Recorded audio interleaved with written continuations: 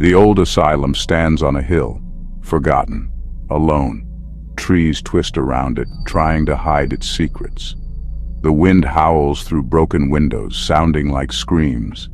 This place is a wound on the land. It remembers. People say it's haunted. They say the pain of the past still lives there. They say you can hear whispers in the empty halls. Are they real, or are they just echoes in the silence? The asylum opened in 1872. It was supposed to be a place of healing, but it became a place of horror. The doctors didn't understand the mind. They used cruel treatments, ice baths, straitjackets, lobotomy. Patients suffered. Some lost their minds completely. Others died within those walls, their cries for help unanswered.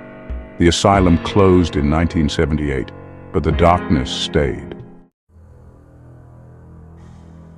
Stories spread through the town, stories about the asylum. People say they hear screams coming from the building at night. They say they see lights flickering in the windows, even though there's no electricity. Some people claim to have seen figures moving in the shadows, ghostly figures, trapped between this world and the next. They are the forgotten souls of the asylum, searching for peace. Not everyone believes in ghosts. Some say the asylum is just a sad, empty building, but even they feel uneasy there. The air is heavy with sadness. The silence is broken only by the creaking of the building. It's easy to imagine the suffering that happened within those walls. The patients who were abandoned, forgotten. Their pain lingers, a constant reminder of the asylum's dark past. One of the most famous and haunting stories from the annals of medical history is about Dr. Henry Blackwood. He was the head doctor at the infamous Blackwood Asylum, a place shrouded in mystery and fear. Dr. Blackwood was a man of strong convictions, deeply believing in the efficacy of his treatments, even the most cruel and inhumane ones. He thought he was helping his patients, curing them of their ailments, but in reality, he was causing unimaginable suffering. His methods were harsh, often involving experimental procedures that bordered on torture.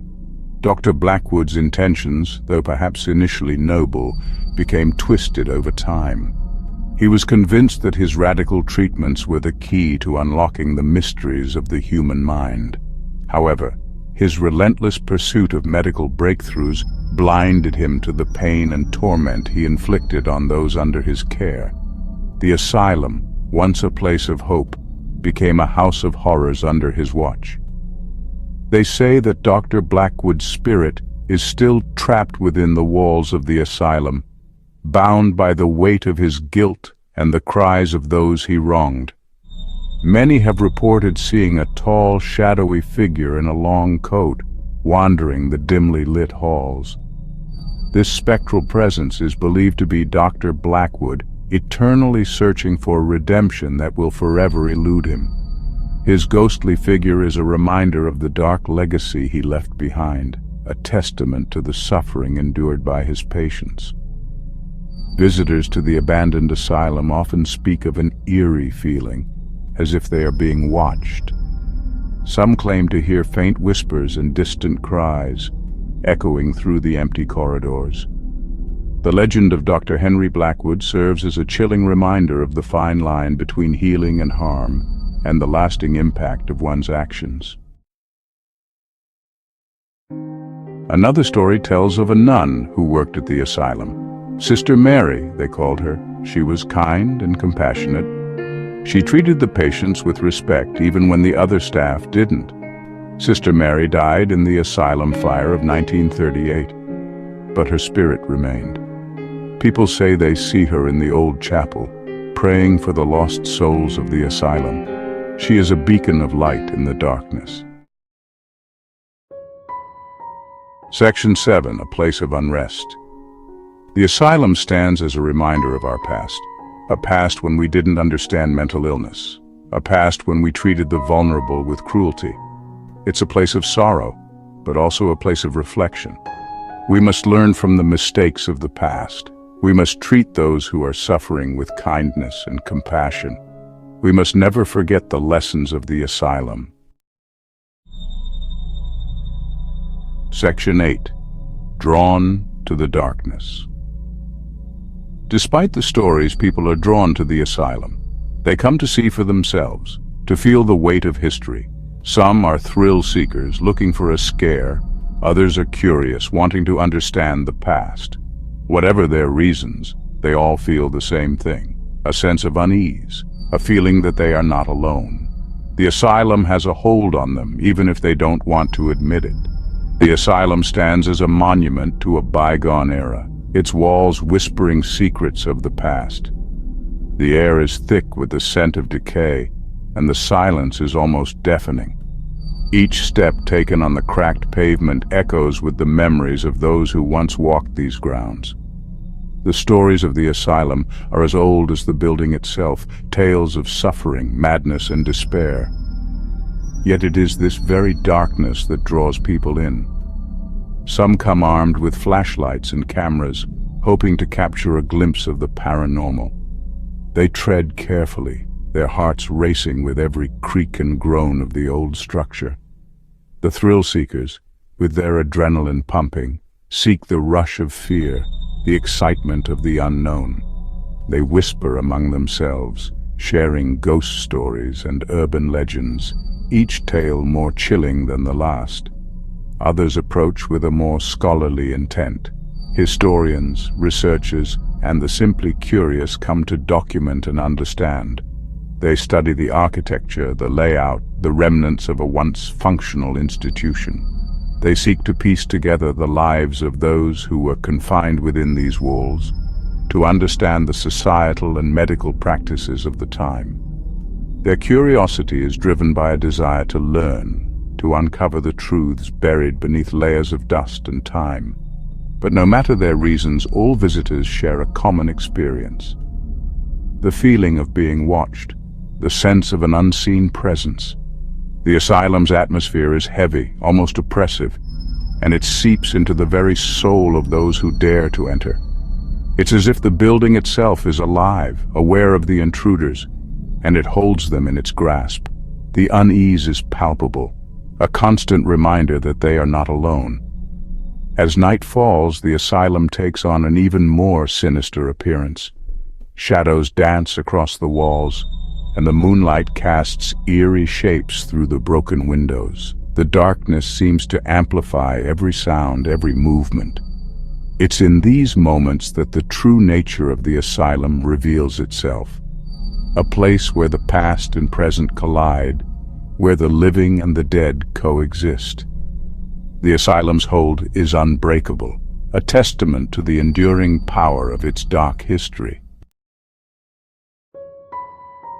Section 9.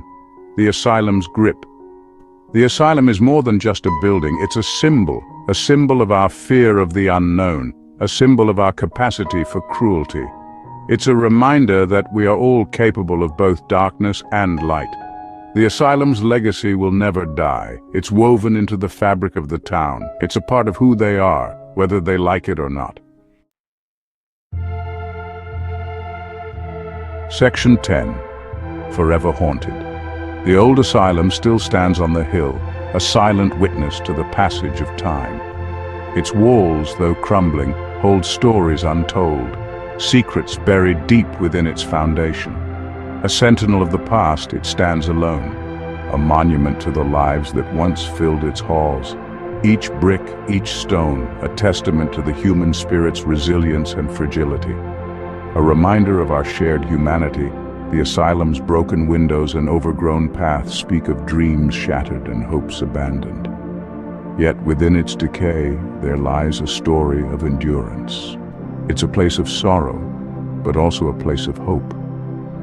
The rays of light that pierce through the darkness symbolize the possibility of redemption, the chance to learn and grow from our past mistakes. Hope that we can learn from our mistakes, that we can build a better future. The sunlight breaking through the clouds is a metaphor for the clarity and understanding that can emerge from even the darkest times. hope that we can do better, that we can nurture life even in the most desolate places.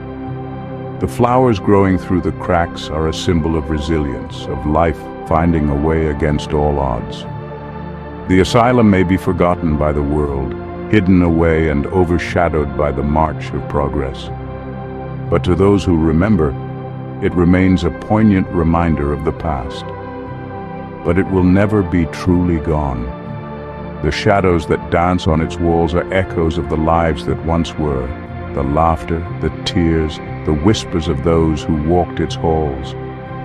It lives on in the stories we tell, in the memories we keep alive. The vintage photographs and dusty records are not just relics. They are the threads that connect us to a time long past. In the whispers of the wind, in the rustling of the leaves, the asylum's presence is felt. It is a part of the landscape, a part of the history that shapes us. In the darkness that surrounds us all, the asylum stands as a beacon, a reminder that even in the deepest shadows, there is a story waiting to be told, a lesson waiting to be learned.